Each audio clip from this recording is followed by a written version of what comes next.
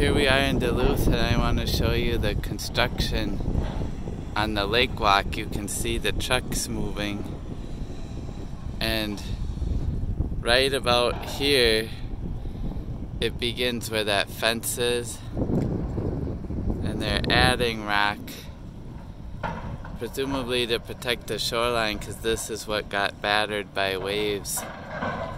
So down there you see the big trucks working. This is August 2020, Lakewalk.